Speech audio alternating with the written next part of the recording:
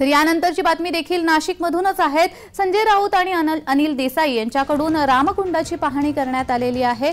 उद्धव ठाकरे यांच्या दौऱ्याच्या पार्श्वभूमीवर ही पाहणी करण्यात आली आहे।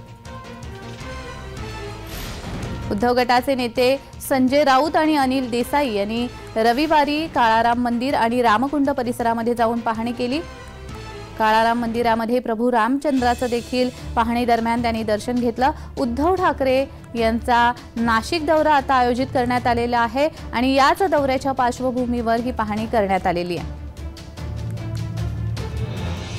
तर या संदर्भात अधिक माहिती देत आहेत आमचे नाशिकचे प्रतिनिधी किरण गोटूर। किरण, येत्या 22 जानेवारीला उद्धव ठाकरे यांचा नाशिक दौरा आहे आणि त्या संदर्भात आता तिथे तयारी देखील केली जाते। काल संजय राऊत आणि अनिल देसाईंकडून रामकुंडाची देखील पाहणी करण्यात आली आहे। अधिकची माहिती।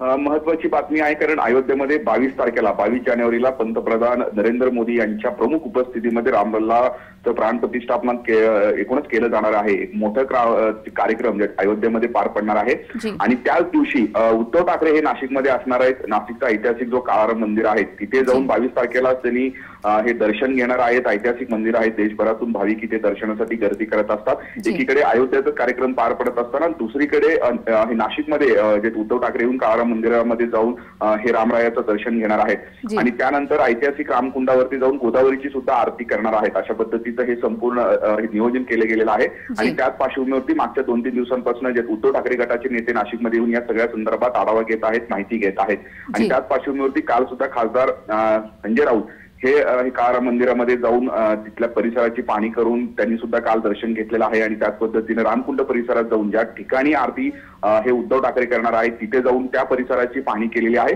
आणि एक जो नियोजन असते ते नियोजन आता या सगळ्या नेत्यांकडून केलं जातोय आणि त्यामुळे हा सगळा कार्यक्रम कशा पद्धतीने पार पडतो हे आपल्याला बघणं आता महत्त्वाचं आहे। जी, धन्यवाद किरण, तुम्ही दिलेल्या या माहितीसाठी।